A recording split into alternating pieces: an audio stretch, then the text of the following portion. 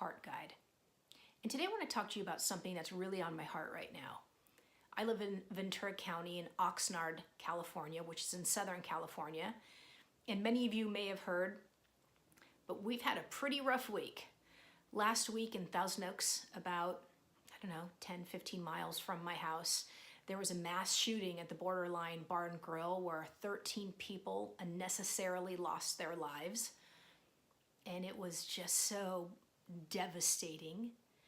And then later that day, Thousand Oaks caught on fire, and fire spread into Newberry Park and Camarillo, and winds blew it into Malibu, and it's been causing horrible devastation. So many homes have been burned. Lives have been lost. The death toll is increasing every day. New fires are continuing to break out. New fire not far from here in Santa Paula just started to get today, and it's been a really heavy time here in Ventura County, and I can just feel, really feel the sadness in my bones, and it's really affecting me, and it just makes me think, gosh, what can I do with this? What can I do with this? How can I help? And when I look at the big picture, I saw on Katie Couric posted on Instagram the other day that I think there have been 307 mass shootings in the United States in this last year. And how awful that is. Almost one a day. That's what's going on right now. Mass shootings, just normally, like acting like it's a normal thing happening all the time, and how sad that is. And how have we come to accept that? And it's so frustrating to me because I think, gosh, what can I do? And I start thinking about all the problems we have with guns, and that our gun laws aren't strict enough, and that mentally ill people are able to buy guns, and that guns are so accessible. And it's so frustrating, but I don't know how to change that. I don't know what I can do about that, except for support people who create legislation to help combat this problem. I don't know what I can do about that. And then I started thinking, well, that's not the only problem. The guns are a problem for sure. I mean, some people say we need more guns. More guns is not the problem. But I don't know that guns are the whole problem. We've got the guns, but we also have the people who are becoming shooters. We also have people that feel so insignificant and so shunned by our society and so broken that the only thing that they can choose to do in their life is to hurt other people. And how sad is that? So then I started to think, well, maybe I can do something about that. Maybe I can start with what I have right where I am and try and help that. When I look at it, these people are suffering from mental illness, and mental illness still, in 2018, still has this huge stigma. And how stupid that we judge people with mental illness. Why aren't we talking about this more? Why aren't we normalizing mental illness? And we shun people with mental illness, people who seem strange. We shun them from our societies and from our schools. Those are the weirdos, stay away from them. And then these people who are shunned, who have not been shown kindness or mercy, they begin to feel so alone and so confused, and they end up doing something so horrible like this. I love, Oprah says, she says that everyone really just wants to be seen, to be heard, and to know that they matter. And that's what anyone really wants. And I think that's true, And when I think about these shooters, they probably feel that no one sees them, that they haven't been heard, and that they don't matter.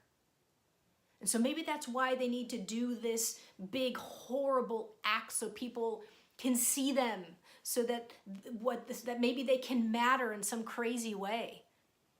But how sad that we as a society have let them down. So maybe that's where we can start.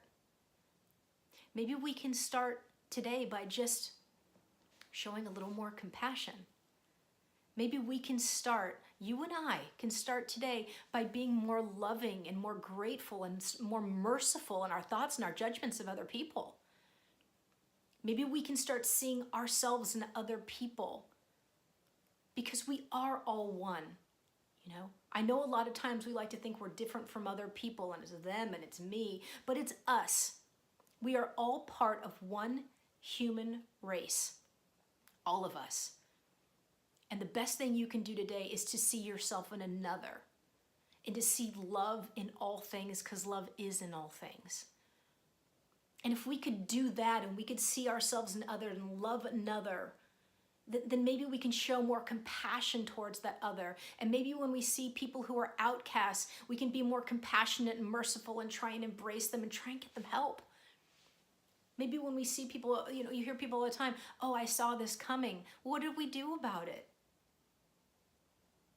Maybe we can just give it more love. I really believe that love's the answer. I know that sounds cliche, but there's so much hatred in the world right now. It blows my mind. I wake up and I look at my phone, and I try not to a lot of mornings, and I see these horrible, these crazy things in the news. I think, is that really? Did that really happen? Did that person really say that towards another person? Yuck. But I do my best, I'm doing my best to try not to spread it, because I think that's part of the problem. You know, when we get so mad, we read these things on our phone and we see it on social media and we share it. And aren't we part of the problem? We're reading about this hatred and we're sharing the hatred. And what are we spreading around the world? More hatred. Can we please start spreading love, people?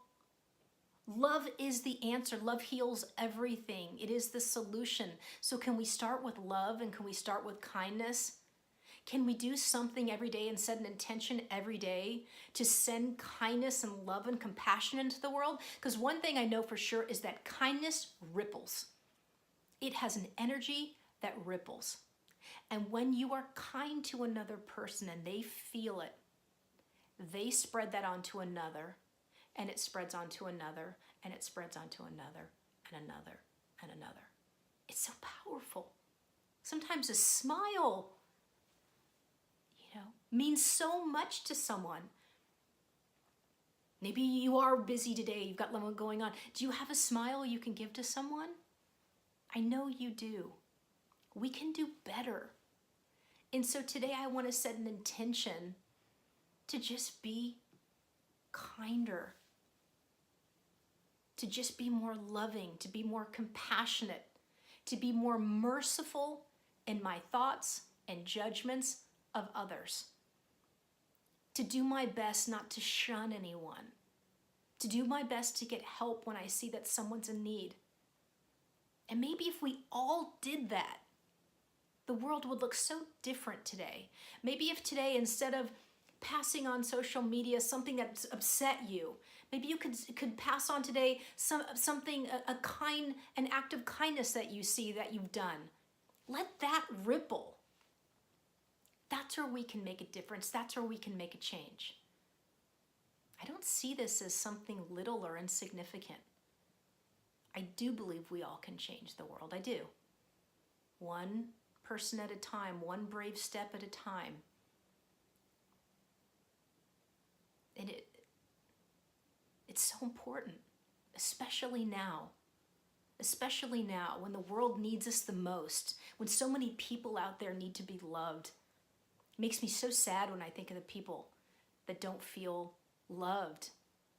And when I think of this person who's a shooter, do you really think that person has been shown compassion and has been embraced and has been shown kindness throughout their life? Really? Because I can't imagine anyone that would go shoot up a bar that has been taken care of in their life, who's been ill and has been taken care of, not just by their family, but by society and by doctors, if they're mentally ill, who's been loved, who's been shown compassion, who's been embraced. I can't imagine a person who's been taken care of like that and embraced going out and doing something so horrible. Can you? So maybe we can do better. Watch and observe today. Observe your thoughts. Are they focused on what's upsetting about the world? Are they focused on love? Let's make a shift and let's focus on love. Let's see love in the world. Let's try and see love in all things. And one thing I know about gratitude, and it's really powerful, is it's really hard to be grateful for all things. Because I'll tell you what, I'm not grateful for what happened in Ventura County last weekend. I'm not grateful for that shooting, and I'm not grateful for these fires. But what's pulling me through it, what's going to pull me through it and pull all of us through it, is to be grateful in it. Because in it, I'm in it right now, but I'm using gratitude to focus on the people, the first responders who were there. God love them. All the brave firefighters who were out there today, including my brother-in-law, who's out there today, fighting to save people's homes and lives. I'm so grateful for him and for them. I'm so grateful for all the people that put themselves in harm's way. I'm so grateful for all the people who are going to bring donations to people who've lost their homes, for all the volunteers who are stepping up to help out, for all the people, all the thoughts and the loves and the prayers, for my phone blowing up last week, friends and family checking in on us to make sure we're okay. There's always something to be grateful for. And when you're grateful in a crisis, it will help pull you out of it. Just some thoughts today that I wanted to share. Thank you for listening. I love you. I want to send you lots of love today. If you need a little extra love, know that it's headed right at you. And I want to encourage you, please join me in setting an intention every morning, please. I know it could change the world. Set an intention every morning to spread more love, to do a simple act of kindness and let it ripple, to be more compassionate, to be more merciful in your thoughts towards others and towards yourself, and to be the light that you were brought here to be. So that's it for today. Thank you so much for listening. I love you. Talk to you soon.